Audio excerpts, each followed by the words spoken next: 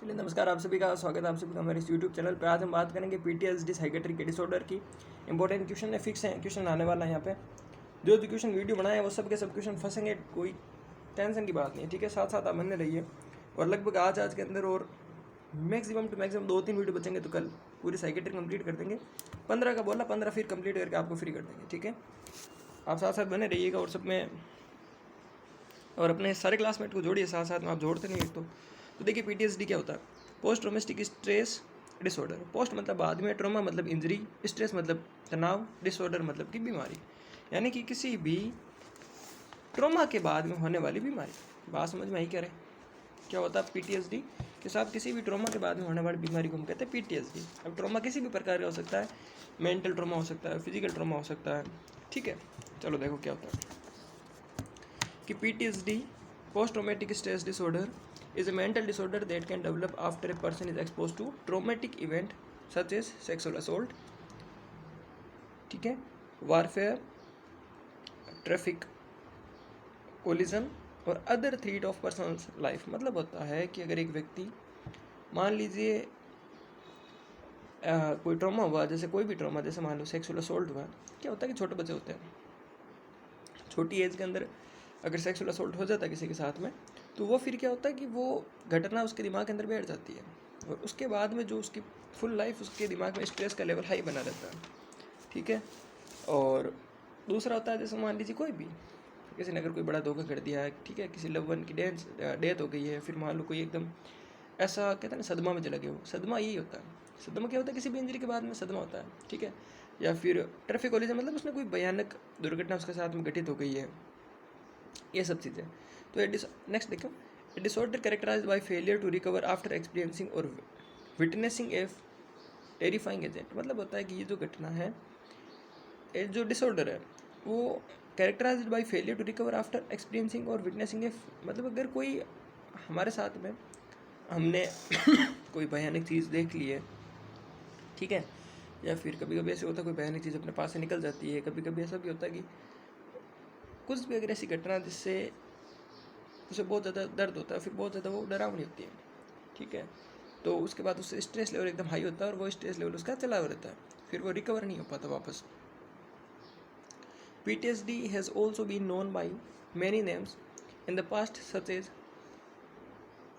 Cell shock during the first world war. First world war के दौरान इस PTSD को बोलते थे सेल शॉक। मैंने अभी आपको कहा शॉक मतलब सदमा की कंडीशन होगी, ठीक है।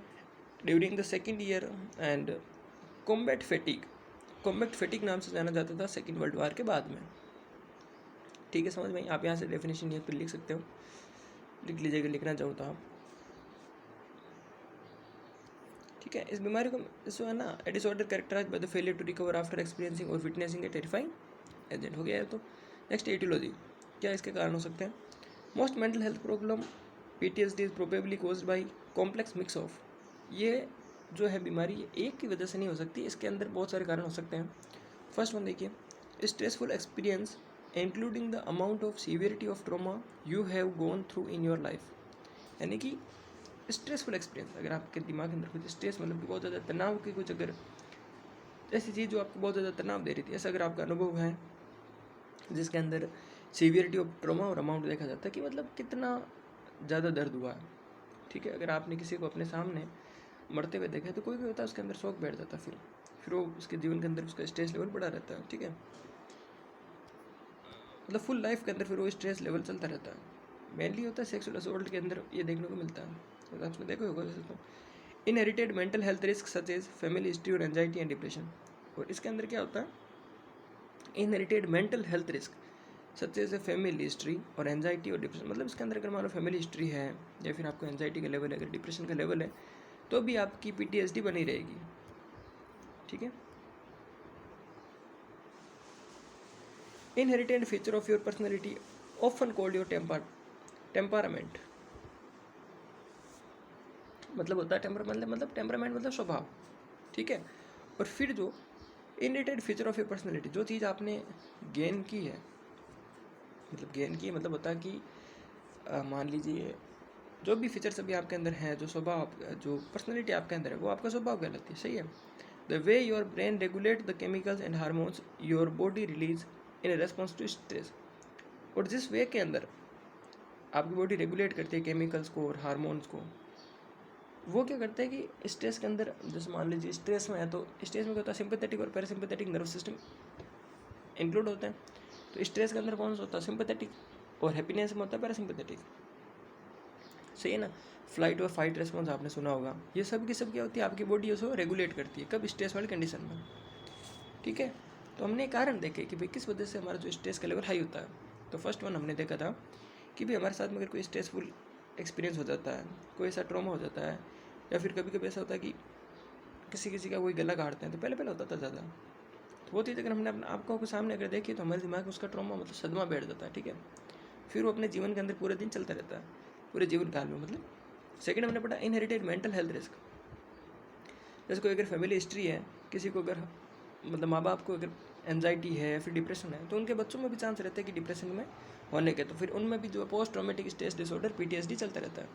तीसरा हमने पढ़ा कि हमें कुछ इनहेरिटेंट फीचर्स होते हैं। वही चीज़ जो हमने अभी देखा, इनहेरिटेंट मतलब जो जन्मजात कुछ ऐसे फीचर्स मिलते हैं जो अपनी पर्सनैलिटी को बनाते हैं, और वही अपना स्वभाव कहलाता है। जैसे मान लीजिए किसी का स्वभाव होता है ना कि हाँ यार बहुत कम बोलता है, उदासीन रहता है, अपनी दुनिया में रहता है, जैसे ऑटिज्म वगैरह वाला।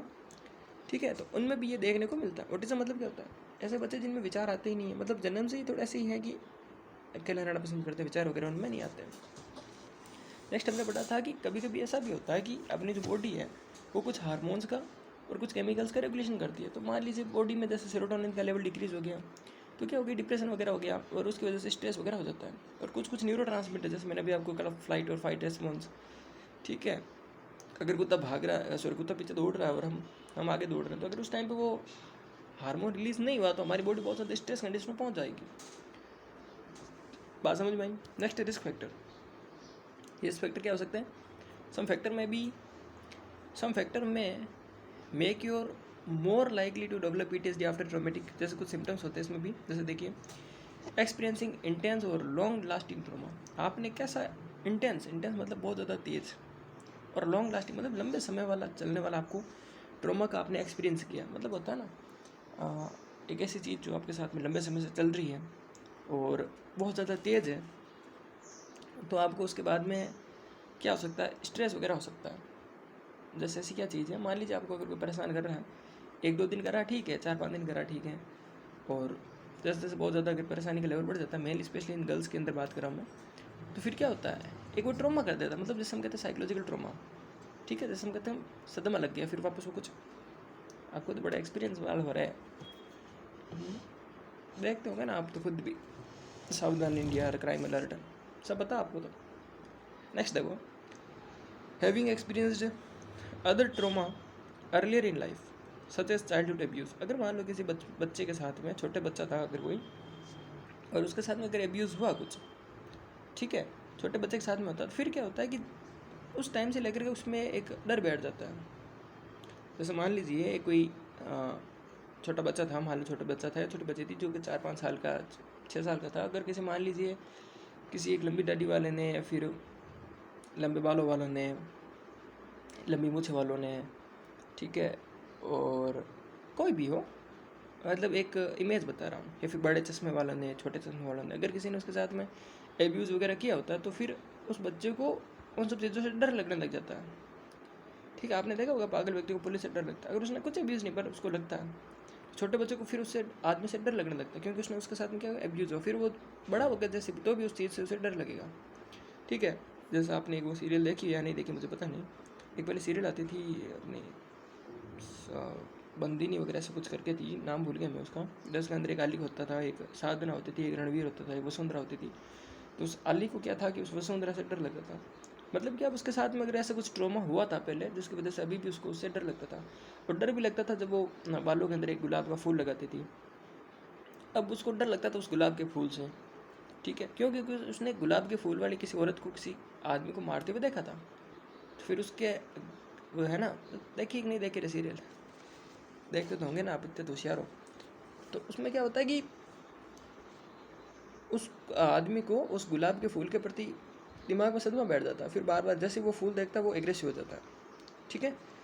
नेक्स्ट है having a job that increase your risk of being expose of traumatic event such as military personal and first responder. मतलब क्या होता है,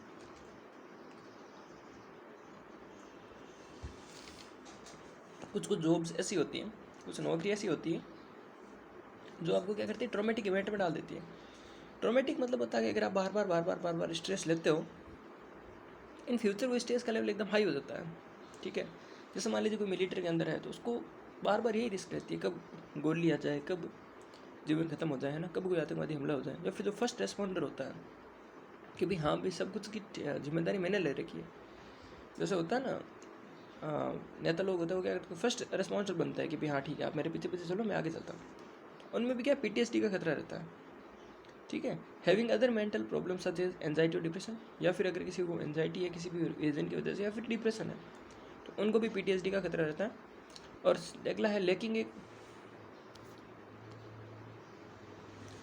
ठीक है, नेक्स्ट है lacking a good support of family. और अगर ऐसा कोई चीज़ है तो उसके परिवार वालों का सपोर्ट कम है उसके पीछे, तो अभी बच्चे को क्या होता है, पोस्ट ट्रॉमेटिक स्ट्रेस डिसऑर्डर होता है।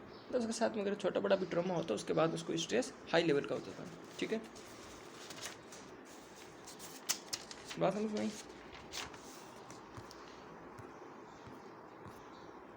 नेक्स्ट देखो,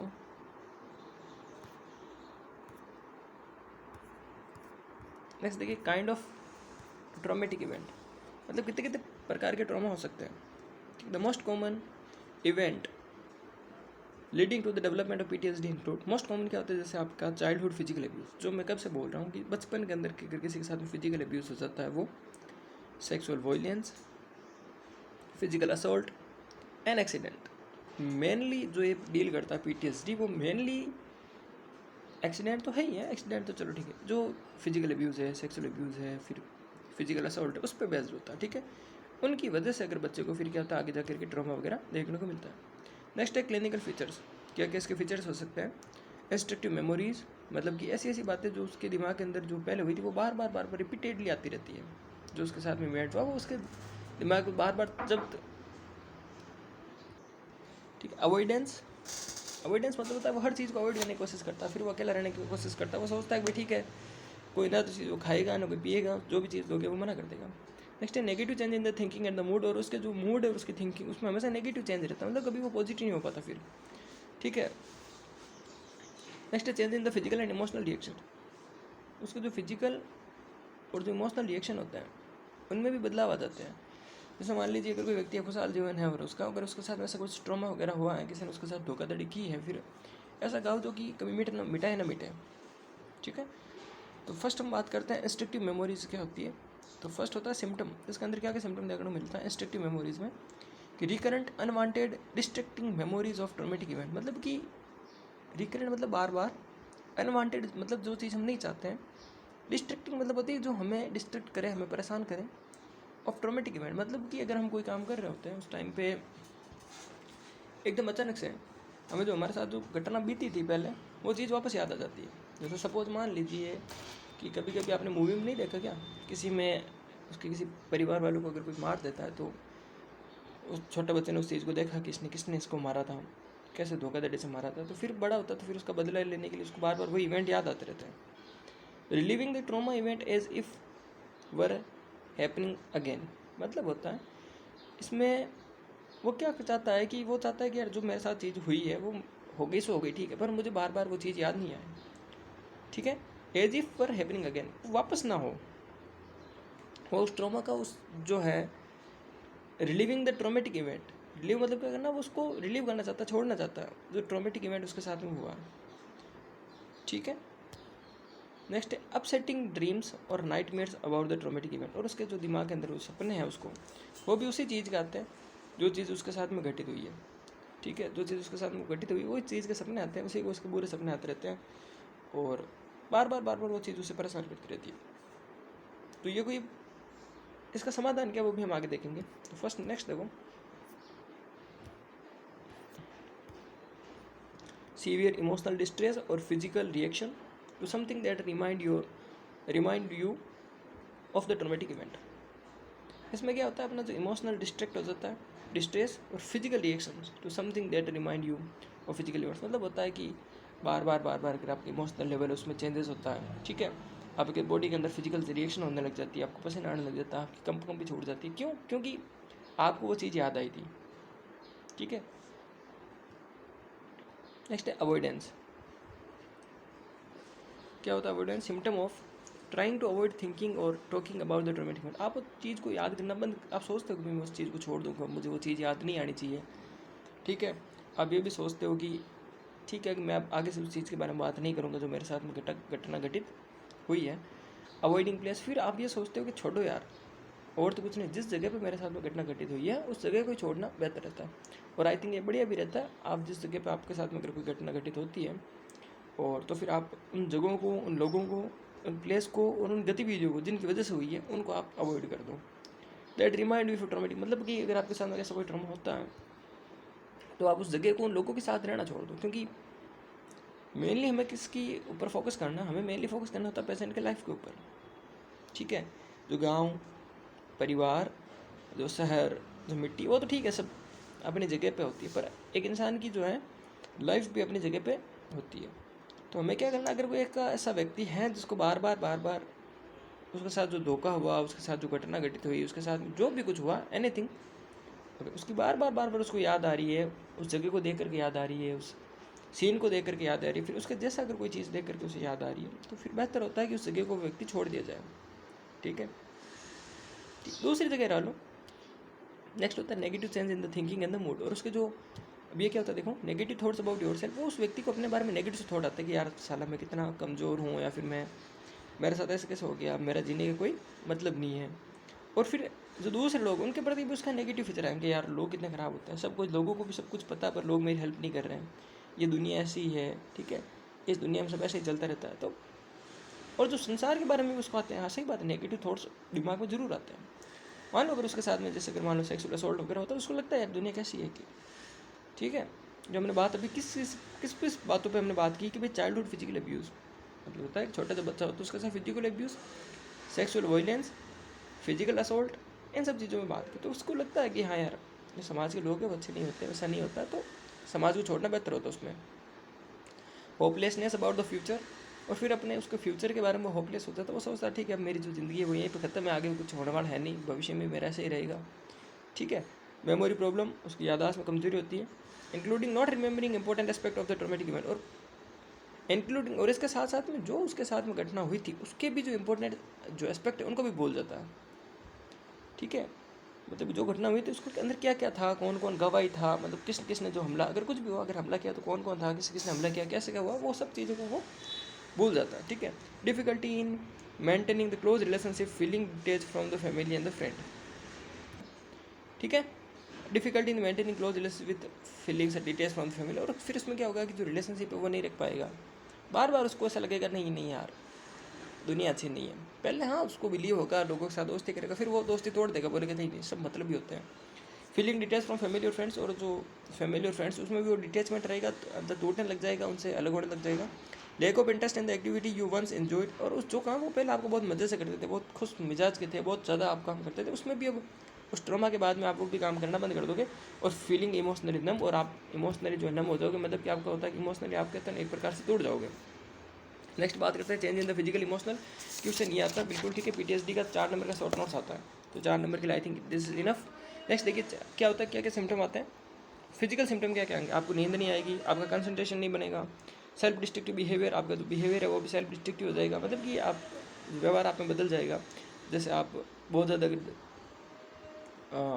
टू मच और ड्राइविंग इनटू, मतलब अगर आप जैसे मान लीजिए अगर आपके साथ ऐसी कोई घटना होगी तो आप बहुत ज़्यादा दारू पियोगे, ठीक है, बहुत ज़्यादा आप एल्कोहल वगैरह यूज़ करोगे, आप बाइक भी चलोगे तो इतनी फास्ट चलोगे, आपको पता है मेरे वैसे ज़िंदगी का कोई मतलब तो है नहीं, ठीक है, इससे अच्छा है मर जाना ही ठीक है, तो आप बहुत स्पीड से गाड़ी चलाओगे, मतलब आपका माइंड लेवल एकदम चेंज हो जाएगा। नेक्स्ट है देखिए जल्दी से देखो, नेक्स्ट बात करते हैं इरिटेबिलिटी, एंग्री, ठीक है, आउटब्रस्ट और एग्रेसिव बिहेवियर, बहुत चिड़चिड़ हो जाओगे, बहुत ज़्यादा गुस्से वाले हो जाओगे, ठीक है, ये सब चीज़ें आपको देखना, आपको अपने ऊपर गिल्ट और सेम, आपको खुद के ऊपर शर्म भी आएगी। ठीक, डायग्नोसिस क्या करोगे, history collection, physical examination based on ICD-10 criteria, और तो क्या करोगे डायग्नोसिस में, कोई डायग्नोसिस वाला है नहीं, आप उसका एंजाइटी लेवल देखोगे, डिप्रेशन देखोगे, आप उसका मूड देख सकते हो ज़्यादा से ज़्यादा, और क्या कर सकते हो। ठीक है, नेक्स्ट ट्रीटमेंट आपको देना मेडिकेशन SSRI और SNRI, दो आपको ट्रीटमेंट मेडिकेशन देना। 4 नंबर का शॉर्ट नोट्स आता है, इतना काफ़ी आई थिंक ट्रीटमेंट तक, क्योंकि 4 से ज़्यादा आएगा नहीं। और thanks, have a nice day. इतना आपको याद हो गया तो अच्छा, और मेनली इसके टाइप्स वगैरह पूछे जाते हैं। ठीक है, thank you, have a nice day.